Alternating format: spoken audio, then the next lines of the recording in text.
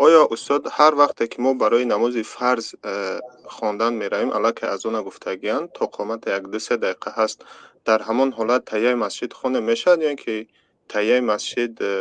هر دو خونیم یا در روز یک بار خونیم چه خیلی است استاد نمی مثلا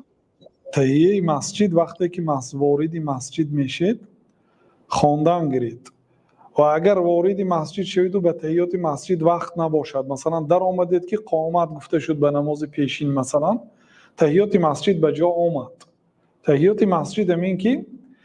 ننشسته اول نماز گذاشتن است کدام نوعی نماز نباشد پیامبر صلی الله علیه و سلم میگه اذا دخل احدکم المسجد فلا یجلس حتی یصلی رکعتین یکی شما اگر وارد مسجد شود ننشیند تا مادامی که دو رکعت نماز نگذارد بنابراین وقتی که پیامبر صلی الله علیه و سلم از خانهشون به مسجد می در آمدن سنت در خانهشون می خواندن و سنتی بامداد مثلا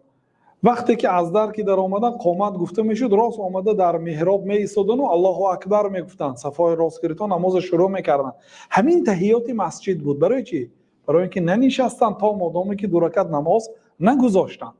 بنابراین وقتی نماز پیشین هم سنت در خانه شما میخوندن همین که وارد مسجد شدن قامت گفته میشد آمده 4 رکعت فرض میخوندن بعد مینشستن تحیات مسجد خواندن فهمیدید یعنی حتی اگر به نماز بامداد رفتید و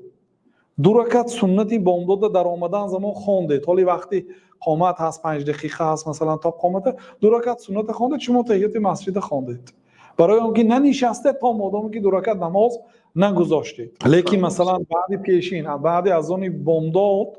کوشش کنید هم 2 رکعت سنت خوانید یا اینکه وقتی قامت دارید که یا بار 2 رکعت فرض خوانده بعد چینه در این حالت تحیات مسجد از شما یعنی که اجرا میشه شما تحیات مسجد به جا آوردید پیشین حق دارید بعد مثلا در آمدید که از آن گفتگی است تا قامت 10 دقیقه 15 دقیقه بعضی مسجدها 20 دقیقه میایستد شما به ملال میتونید تحیات مسجد خوانید یا سنت خوانید سنت خوانیدم تحیات مسجد به جا میاد بعد عصرم بعد از آن عصر تا عصر پیامبر صلی الله علیه و سلم ترغیب کردن که 4 رکعت نماز خواند کسی الله تعالی رحم میکند او را بعد شام بعد از اون شام تا فرض اگر مسجدی که شما نماز میخوانید 10 دقیقه فرصت داشته باشد میتونید 2 رکعت تحیات مسجد یا 2 رکعت نماز خوانید بین نماز اذان بین کل اذانین صلاه حدیث است بین هر یک دو اذان نماز است دو اذان به معنای اذان و قامت یعنی بین شام و اذان شام و قامتش هم اگر وقت باشه مثل بعضی مسجدها اذان که گفت قامت میگه دیگه وقت ندارید که شما تحیات یا سنت خوانید در این حالت فرض میخوانید اگر وقت باشد اجازه است 2 رکعت سنت خواندن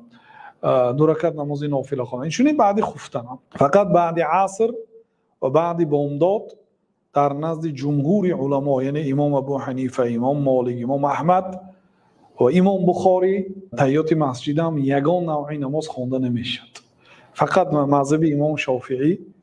بعد نماز عصر و بعد بامداد هم برای خوانده میشد گفتن ولی در شرح حدیثی 52 اینا وسیع‌تر بیان میکنه استاد در حالت نخواندن هم گناهگار میشه آدم زاد یا تحیات مسجد فرض نیست فرض فقط 2 رکعت فرض بامداد فرض است 4 رکعت فرض پیشین 4 رکعت فرض عصر 3 رکعت فرض شام 4 رکعت فرض خفتن اینا فرض است 2 رکعت فرض جمعه به جای پیشین است پیشین نمیخواند فرض به جای 4 رکعت فرض پیشین روز جمعه 2 رکعت فرض جمعه فرض است دیگر نمازها همش سنت است نافله هست دیگرهاش فرض نیست برای دیگر نمازها روز قیامت پرسجو نیست اینا برای فایده شما هست اینا اگر در فرضاتون الله اکبر گفته به امام اقتدا میکنید یکی ببینید که سلام داده هیچ چی نفهمیده در نماز داد هوشتون به دنیاتون به مال و ملکتون به زن و فرزنداتون برفت از اون نماز یگان ثواب نیست بنابراین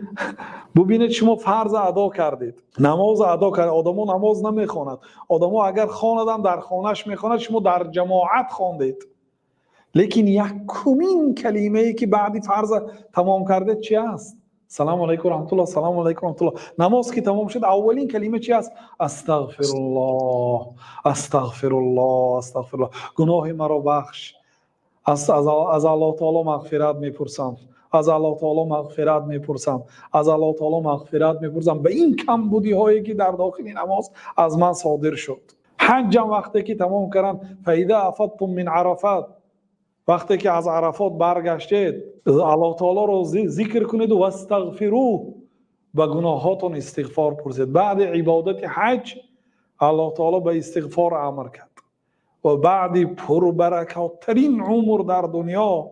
عمری پیغمبر صلی الله علیه و سلم است. حتی الله تعالی به عمری پیغمبر صلی الله علیه و سلم سوگند یاد کرده است. لعمرک، قسم به عمرت. بزرگترین عمر همین 23 سال عمری پیغمبر صلی الله علیه و سلم، ایام پیغمبریشان. الله تعالی به همین عمری پیغمبر سوگند یاد کرده است. بهترین انسانی که عمرش سپری کرد جناب رسول الله صلی الله علیه و سلم در آخرین سوره که به پیغمبر صلی الله علیه و سلم نازل شد، در پایان عمرشان الله تعالی گفت که اذا جاء نصر الله والفتح ورأيت الناس يدخلون في دين الله افواجا فسبح بحمد ربك واستغفر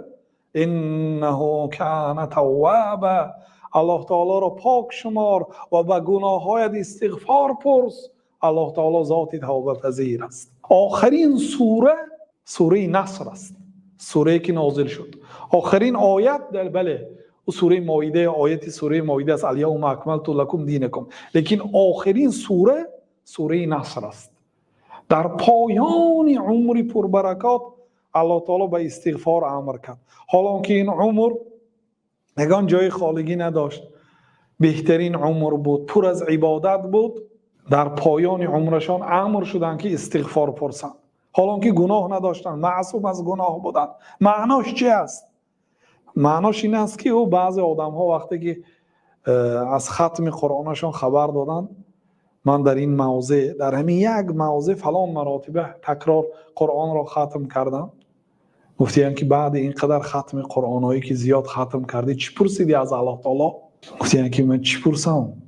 و گناه ها مغفرت پرسیدم. گفتیم بعضی انسان ها کم یک عملی که خیر کرده ماند،